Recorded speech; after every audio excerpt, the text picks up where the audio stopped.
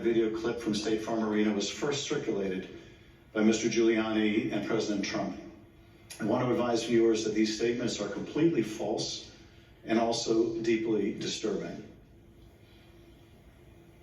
Tape earlier in the day of Ruby Freeman and Shay Freeman laws and one other gentleman quite obviously surreptitiously passing around USB ports as if they're vials of heroin or cocaine. Oh my God. I mean, it's obvious to anyone who's a criminal investigator or prosecutor they're engaged in surreptitious illegal activity again that day. And after a week ago, they're still walking around Georgia lying. They should have been questioned already. Their places of work, their homes should have been searched for evidence of ballots, for evidence of USB ports, for evidence of voter fraud. That video was from Rudy Giuliani's appearance at a Georgia State Senate hearing on December 10. How did you first become aware that Rudy Giuliani, the president's lawyer, was accusing you and your mother of a crime?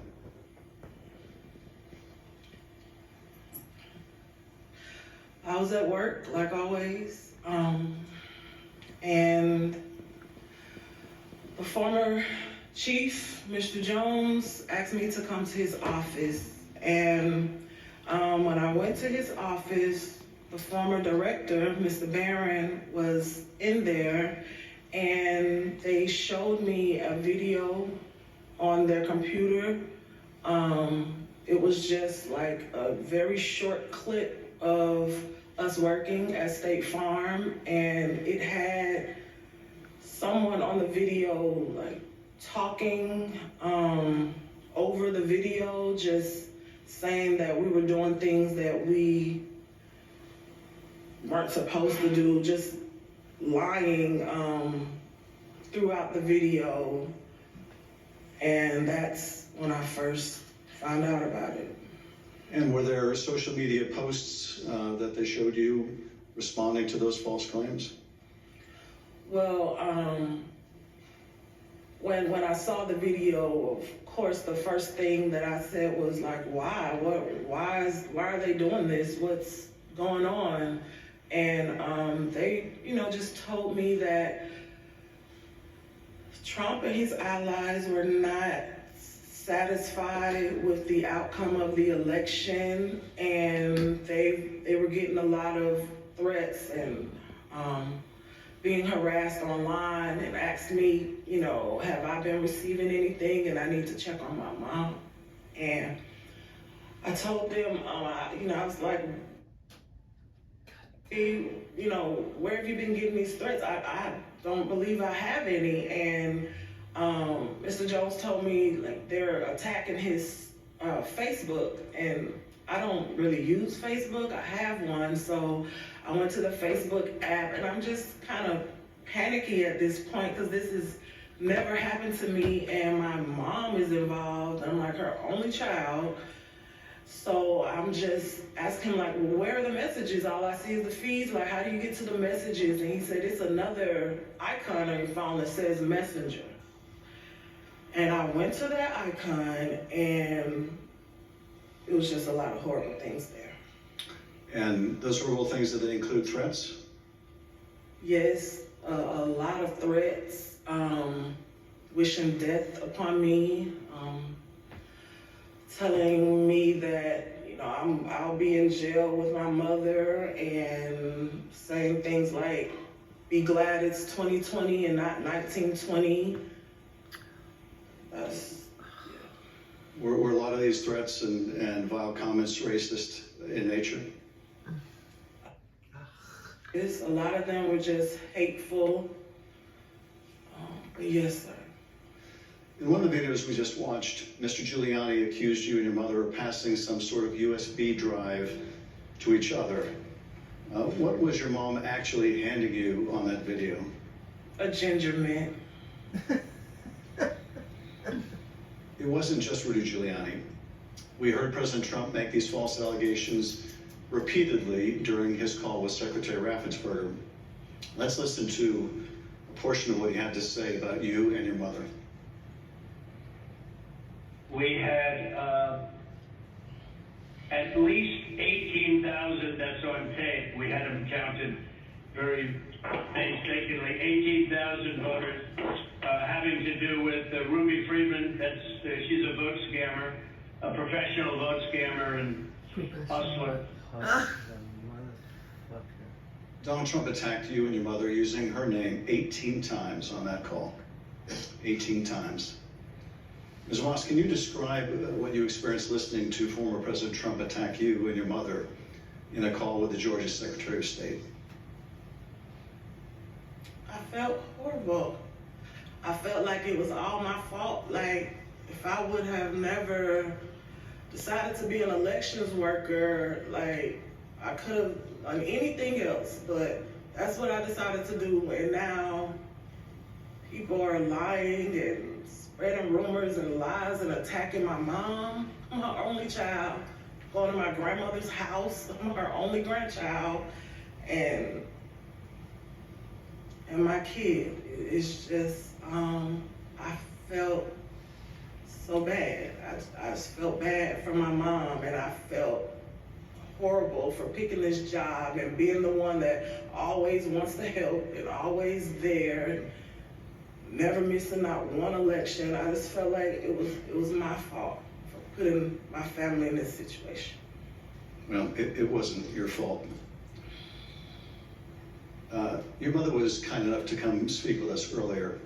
Let's listen to her story in her words. My name is Ruby Freeman. I've always believed that when God says that he'll make your name great, but this is not the way it was supposed to be. I could have never imagined the events that followed the presidential election 2020.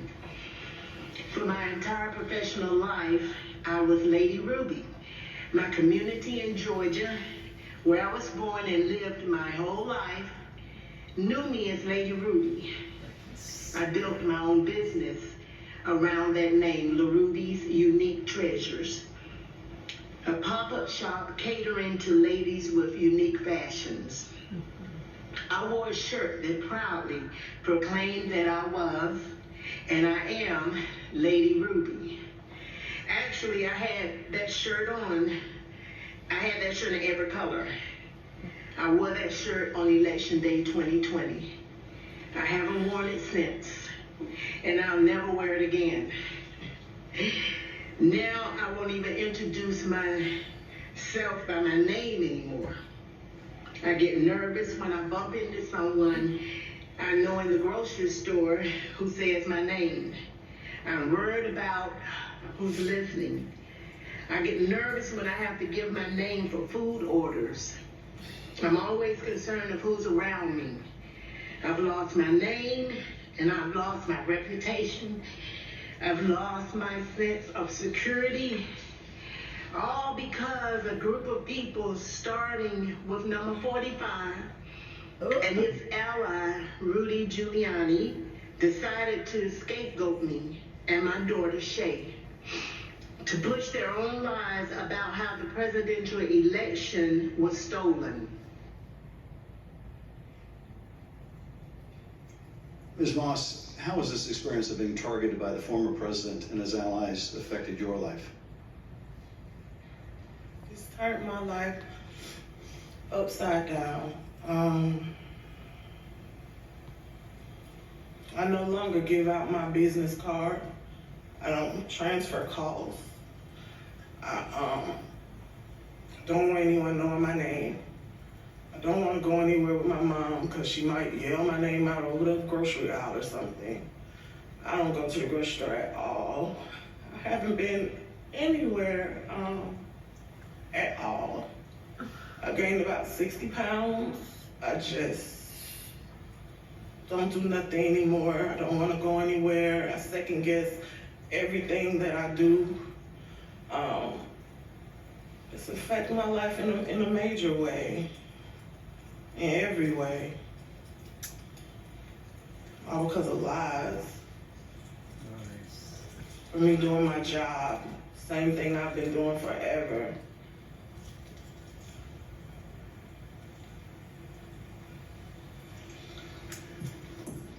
Your mother also told this committee about how she had to leave her own home for her safety and go into hiding after the FBI told her that it would not be safe for her there before January 6th and until the inauguration. Let's listen to a clip of her story in her own words. Around the week of January 6th, the FBI informed me that I needed to leave my home for safety.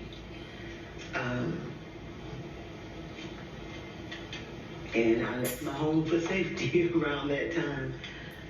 Understood. How long did you stay out? Did you remain outside of your home for your own safety? I stayed away from my home for approximately 2 months. It was horrible. I felt homeless. I felt, I can't believe this person has caused this much damage to me and my family. To have to leave my home, that I've lived there for 21 years. And, I'm having to have my neighbors watch out for me, and I have to go and stay with somebody. It was hard. It was horrible.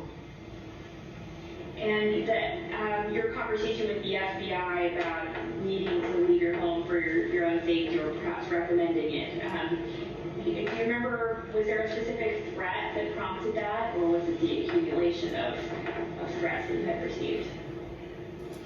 What prompted it was getting ready to,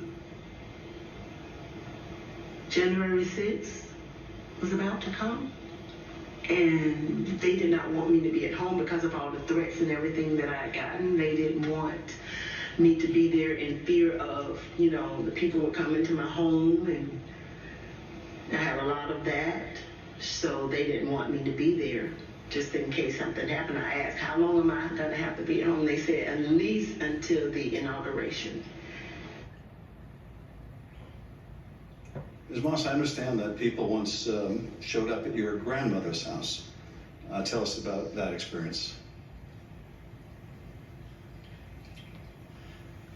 I received a call from my grandmother. This woman is my everything. I've never even heard her or seen her cry ever in my life. And she called me screaming at the top of her lungs, like, Shay, oh my God, Shay, just freaking me out, saying that there were people at her home, and they knocked on the door, and of course she opened it and seeing who was there, who it was, and they just started pushing their way through, claiming that they were coming in to make a citizen's arrest. They needed to find me and my mom. They knew we were there. And she was just screaming and didn't know what to do. And I wasn't there, so, I just felt so helpless and so horrible for her. And she was just screaming. I told her to close the door. Don't open the door for anyone. And, she's a 70-something, I won't say, year-old woman, and she doesn't like having restrictions. She wants to answer the door. She likes to get her steps in, walking around the neighborhood, and I had to tell her, you can't do that. You have to be safe. She would tell me that at night, people would just continuously send pizzas over and over to her home, and they was expecting her to pay for these large amounts of pizzas, and she went through a lot that she didn't have to. And once again, it made me just feel so horrible. In addition to the personal impact this experience has had on you and your family, one of the things that I find most disturbing is how these lies discourage longtime election workers from continuing to do this important work. Tell us, if you would, of the other election workers shown in that State Farm Arena video and their supervisors. How many are still?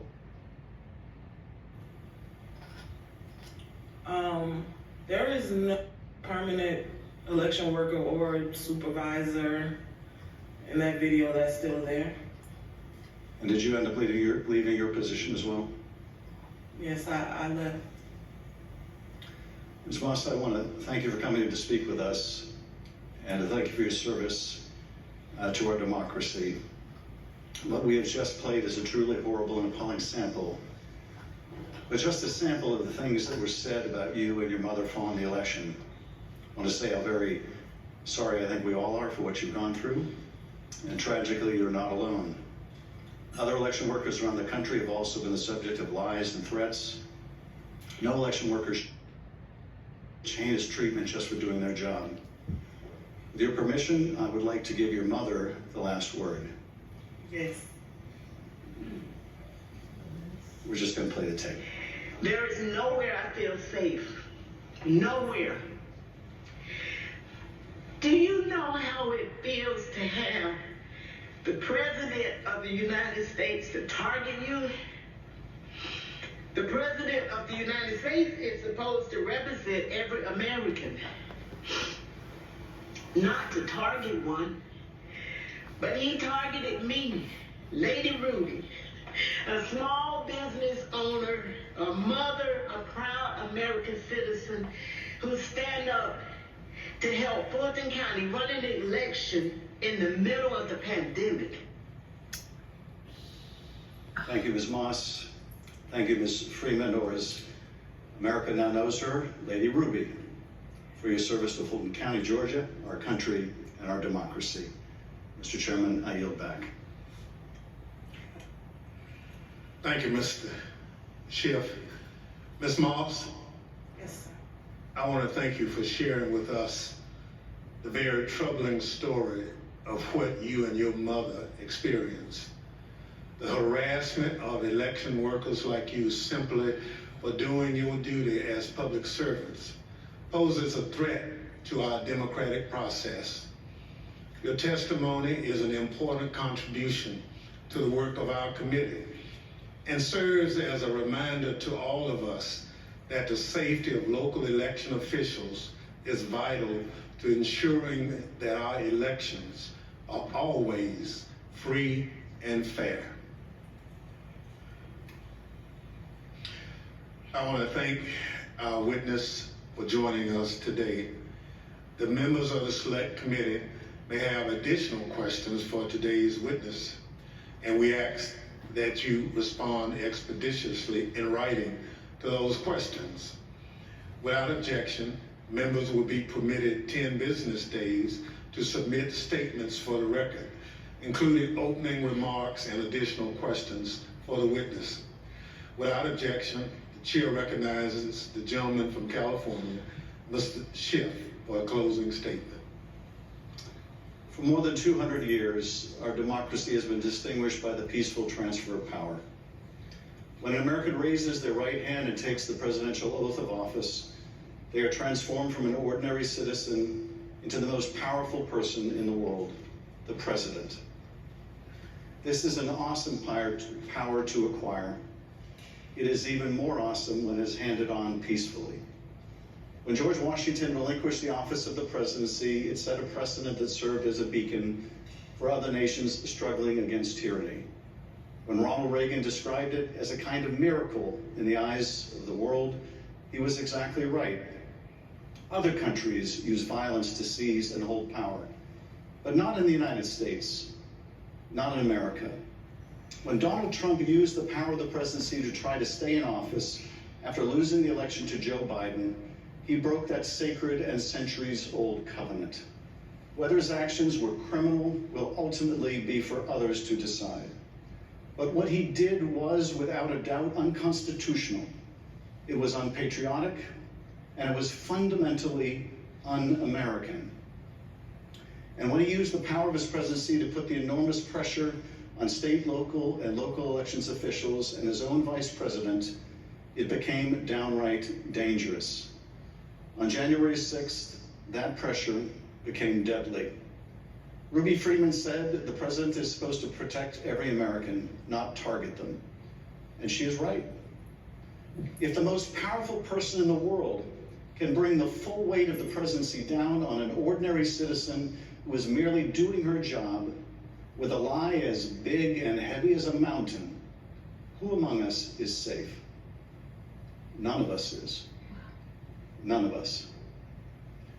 In city councils and town councils, on school boards and election boards, from the Congress to the courts, dedicated public servants are leaving their posts because of death threats to them and to their families.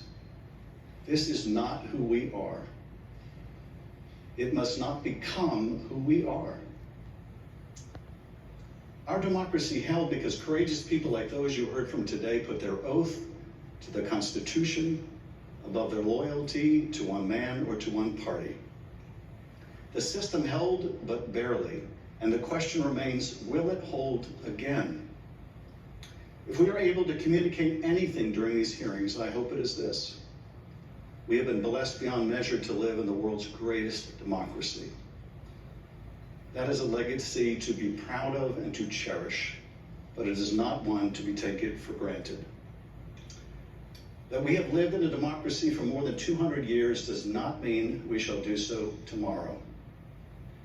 We must reject violence. We must embrace our Constitution with the reverence it deserves, take our oath of office and duties as citizens seriously, informed by the knowledge of right and wrong, and armed with no more than the power of our ideas and the truth, carry on this venerable experiment in self-governance. Thank you, Mr. Chairman, and I yield back. Without objection, the chair recognizes the gentlewoman from Wyoming, Ms. Cheney, for a closing statement. Thank you very much, Mr. Chairman. Lady Ruby and Shay, thank you for your courage. Thank you for your strength. Thank you for being here today. It means so much for everyone to hear your stories, so thank you for that. We have had tremendous testimony today. We've been reminded that we're a nation of laws, and we've been reminded by you and by Speaker Bowers and Secretary of State Raffensperger and Mr. Sterling that our institutions don't defend themselves. Individuals do that. And we're reminded that it takes public servants, it takes people who've made a commitment to our system to defend our system. We also have been reminded what it means to take an oath under God to the Constitution, what it means to defend the Constitution. And we were reminded by Speaker Bowers that our Constitution is indeed a divinely inspired document. And so it's been an honor to spend time with you and with our previous witnesses here today. To date, more than 30 witnesses called before this committee have not done what you've done, but have invoked their Fifth Amendment rights against self-incrimination. Roger Stone took the Fifth, General Michael Flynn took the Fifth, John Eastman took the Fifth. Others, like Steve Bannon and Peter Navarro, simply refused to comply with lawful subpoenas, and they have been indicted. Mark Meadows has hidden behind President Trump's claims of executive privilege and immunity from subpoenas. We're engaged now in litigation with Mr. Meadows.